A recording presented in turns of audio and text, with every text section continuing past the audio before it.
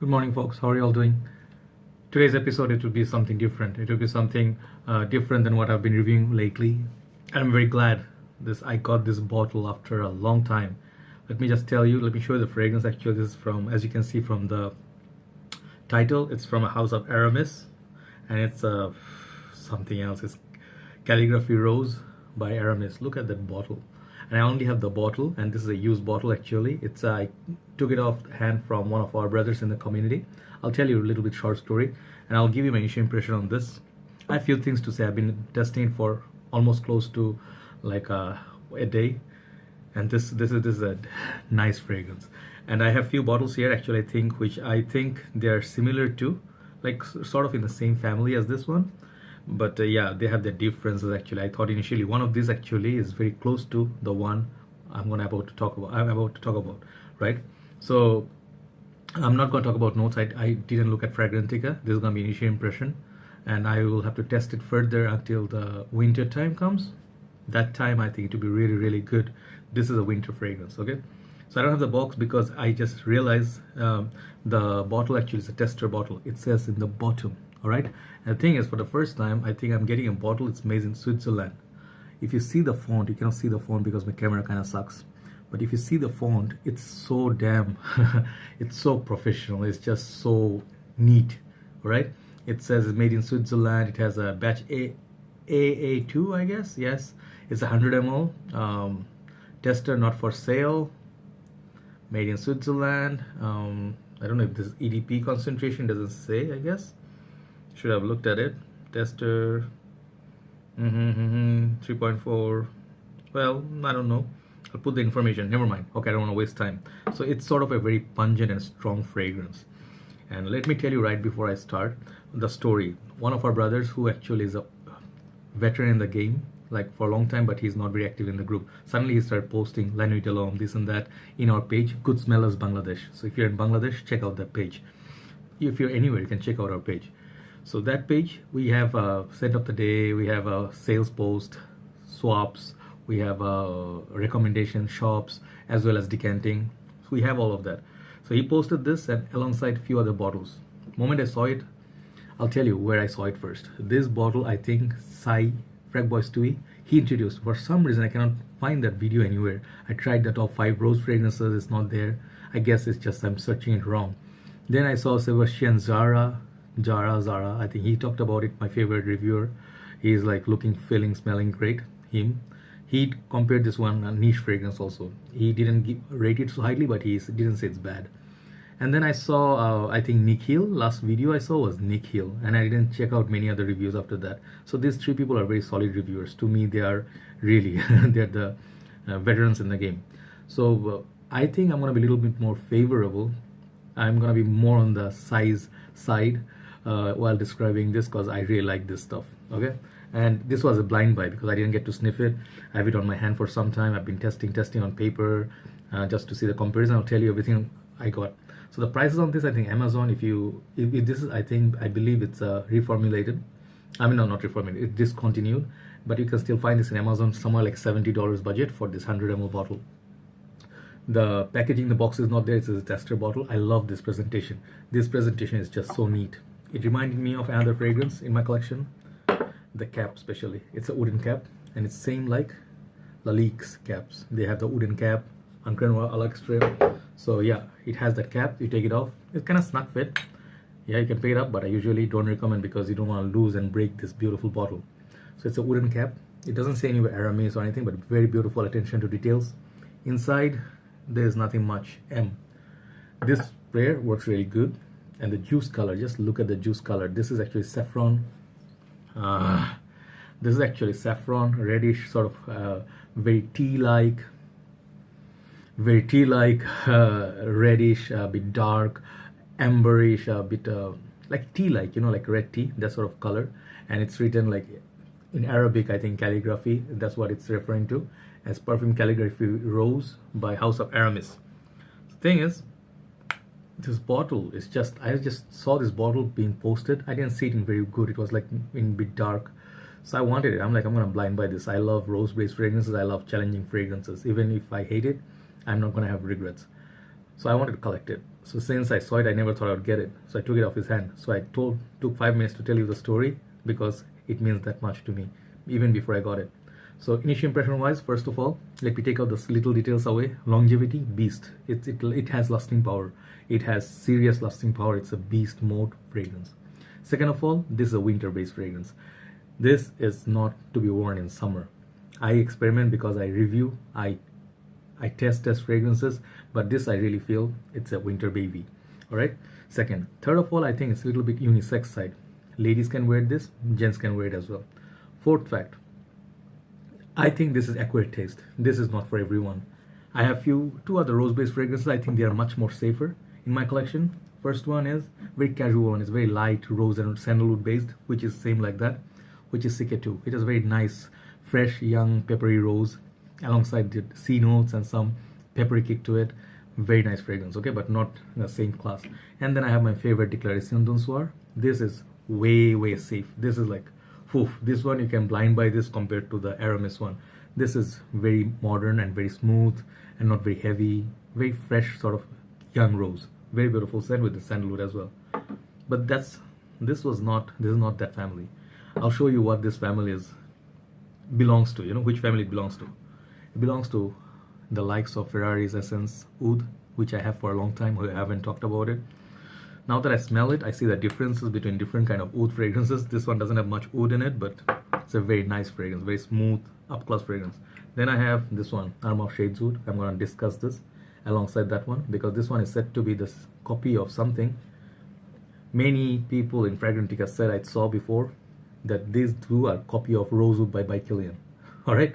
So yes, it's sort of interesting. But the funny thing is, more so than this is another beast mode. This is so much more. This is much more louder than the Calligraphy Rose. This is a beast.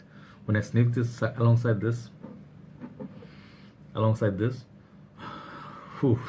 this is a father of beast. Let's just say father of beast. This lasts a long time. The fragrance I really thought it was extremely close to was this beauty. This is Armand Club de Nuit Intense Women. Okay, this is a clone of Tom Ford Noir de Noir, which happens to be a rose-based fragrance. This dry down and this dry down of these two fragrances are very close. Okay, that's why I got a bit disappointed with the fact that I have two fragrances that smell alike, but that's not the case. They said they have the similarities and they have the differences. On the opening, this one is much more different than this. So for the opening, what do you expect? I'll tell you the comparison a bit later.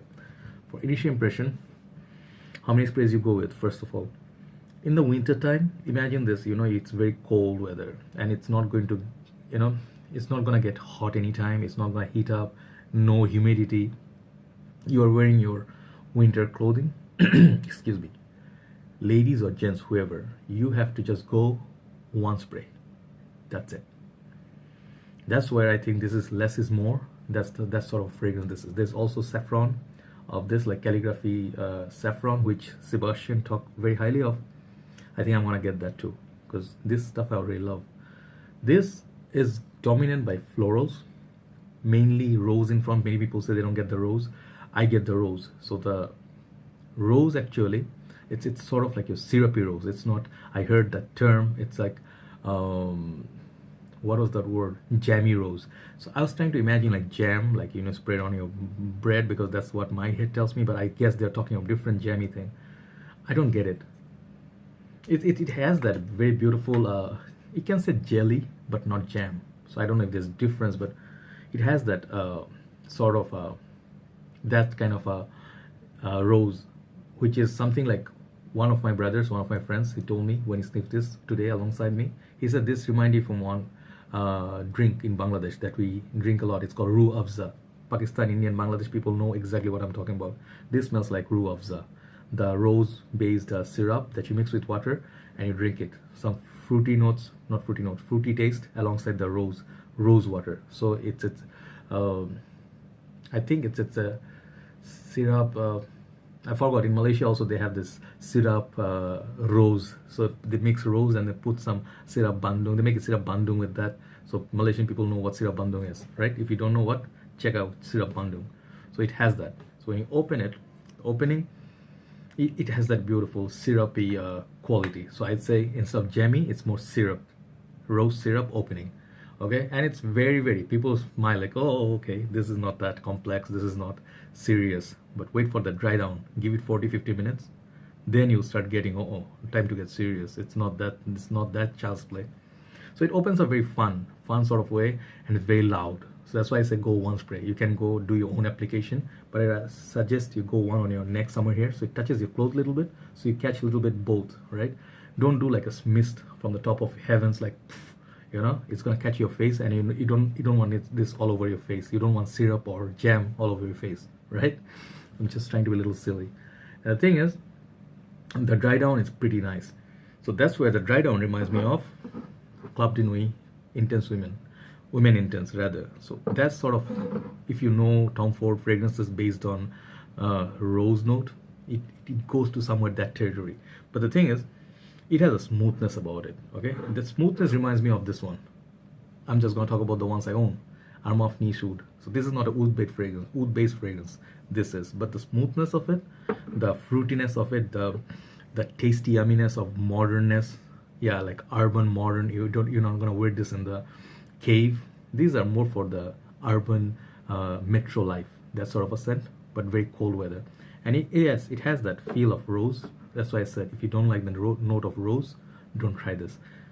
So there's some other added florals to it, but it's very simple fragrance actually. It doesn't have beast mode. It doesn't give you like animalic sort of feel. It stays pretty smooth. It stays pretty strong at the same time, but not animalic. So there's a distinctive line in between, like fine line in between those two. This I think is a bit more mature people's scent. This is not for kids. So this is for accurate taste. That's why I said this is a collector's item. This kind of fragrances, this is collector's item. Look at that. Just look at the juice color. It reminds me of M7 or YSL, the old one. But this is not oud. There's no oud in this.